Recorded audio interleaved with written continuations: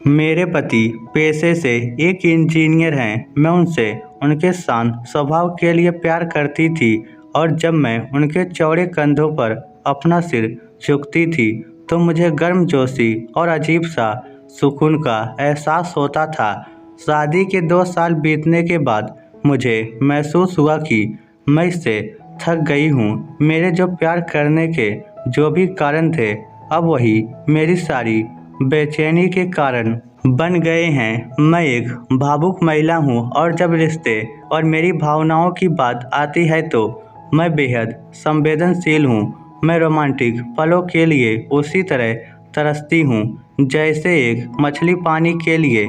मेरे पति मेरे बिल्कुल विपरीत हैं। उनकी संवेदनशीलता की कमी और हमारी शादी में रोमांटिक पलों को लाने में उनकी असमर्थता ने मुझे बहुत निराश कर दिया है।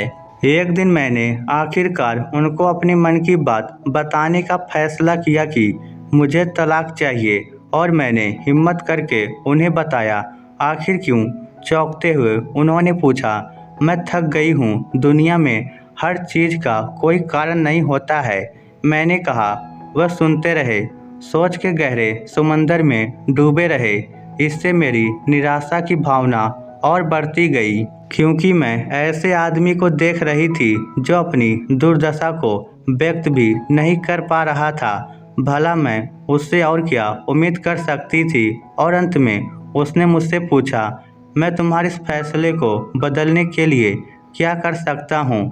किसी ने सच ही कहा है कि किसी के व्यक्तित्व को बदलना मुश्किल है। मुझे लगता है मेरा उन पर से विश्वास उठना शुरू हो गया था।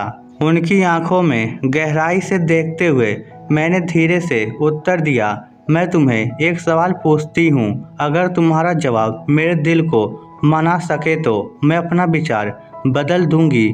मान लो मुझे एक पहाड़ की चट्टान पर खिला एक फूल चाहिए और हम दोनों को ये पता हो कि उस फूल को तोड़कर लाने में तुम मर भी सकते हो, तो भी क्या तुम मेरे लिए ऐसा करोगे? उसने कहा, मैं कल तुम्हें इसका जवाब दूंगा। उसकी प्रतिक्रिया सुनकर मेरा दिल बैठ गया। मैं अगली सुबह उठी तो पाया कि वो नहीं थे और सामने के दरवाजे के पास खाने की मेज पर दूध के गिलास के नीचे एक खत पड़ा था जो पढ़े जाने पर ये बातें बयां करता था और उसकी वजह से आज भी हम साथ हैं। उस खत में था, प्रिय, मैं तुम्हारे लिए वह फूल नहीं तोड़ूंगा, लेकिन अगर तुम चाहो तो मैं तुम्हें इसके पीछे का कारण जरूर बताना चाहूँगा। यह पहली पंक्ति पढ़ते हैं मेरे दिल के हजारों टुकड़े हो गए। फिर भी मैंने पढ़ना जारी रखा। जब तुम कंप्यूटर का इस्तेमाल करती हो तो तुम हमेशा सॉफ्टवेयर प्रोग्राम को गड़बड़ कर देती हो। अंत में तुम स्क्रीन के सामने बैठकर रोती हो। मुझे अपनी उंगलियों को जिंदा रखना पड़ेगा ताकि मैं प्रोग्राम को सही करके तुम्हारे कीमती आंसू बहने से रोक सकूं। तुम हमेशा घर की चाबियां गुमा देती हो, इसलिए मुझे दरवाज़ा खोलने के लिए अपने पैरों को जिंदा रखना पड़ेगा ताकि दरवाज़ा तोड़कर तुम्हें घर के अंदर ले जा सकूं। तुम यात्रा करना पसंद करती हो लेकिन हमेशा एक नई जगह में अपना रास्ता भूल जाती हो। मुझे तुम्हें रास्ता दिखाने के लिए अपनी आंखें जिंदा रखनी पड़ेगी। तुम्हें हमेशा ऐंठन होती है जब भी तुम्हारा पीरियड हर महीने आता है। मुझे अपनी हथेलियों को जिंदा रखना है ताकि मैं तुम्हारी पेट की ऐंठन को शांत कर सकूं। तुम्हें घर के अंदर रहना पसंद है और मुझे पता है कि तुम अंतर्मुखी व्यक्ति हो।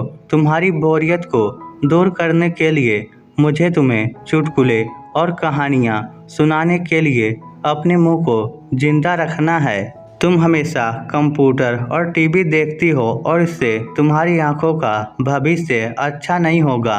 मुझे अपनी आंखों को बचाना होगा ताकि जब हम बूढ़े हो जाए तो मैं तुम्हारी आंखें बन सकूं।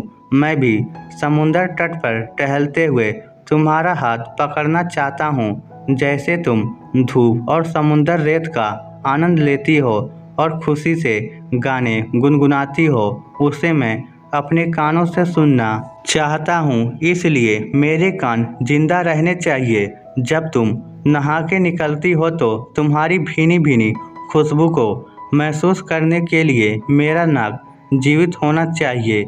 इसलिए मेरी प्रिय, जब तक मुझे यकीन नहीं होता कि कोई है जो तुमसे इससे अधिक प्यार करता है, मैं तब तक उस फूल को नहीं तोड़ूंगा। और जिस दिन ऐसा कोई आया जो तुमसे इससे अधिक प्यार करे, मैं खुशी खुशी उस फूल को तोड़ लूँगा। ये पढ़ते ही मेरे आंसू खत पर गिरे और उसकी लिखावट की स्याही धुंधली हो गई। मैंने उसे पढ़ना जारी रखा।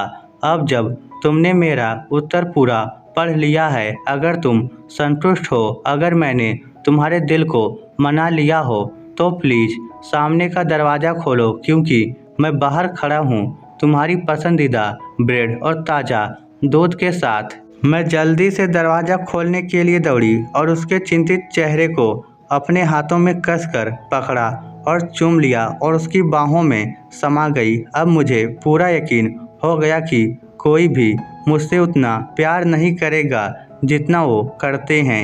यही जीवन है और प्रेम है। जब कोई मन से चाहने लगता है तो उत्तेजना की भावना दूर हो जाती है। बस प्रेम अटूट है तो हर औपचारिकता को परे कर देते हैं। कभी कभी यही अलगाव निराशा का कारण बनती है और प्यार सभी रूपों में प्रकट होता है, यहाँ तक कि बहुत छोटे और सूक्ष्म रूपों में भी। यह सबसे निरीश और उबाऊ रूप में भी हो सकता है। कई लोग जताते नहीं, बताते नहीं, कोई तरीका अपनाते हैं अपनी जीवन साथी के साथ को रोचक बनाने के लिए, लेकिन प्रेम तो अपार होता है। फूल और बहुत सारे अप्रयास जो रोमांस के लिए किए जाते हैं प्यार का हिस्सा हो सकते हैं, पर प्यार नहीं तो हमारा साथ भी जीवन भर का हो गया। जब मेरे मन में ये बात बस गई, भले वो प्रेम नहीं जताते, पर उनकी मेरे लिए परवाह ही उनका अटूट प्रेम है। इस स्टोरी को लेकर आपकी क्या राय है, नीचे कमेंट करके हमें ज़रूर बताइएगा। धन्यवाद।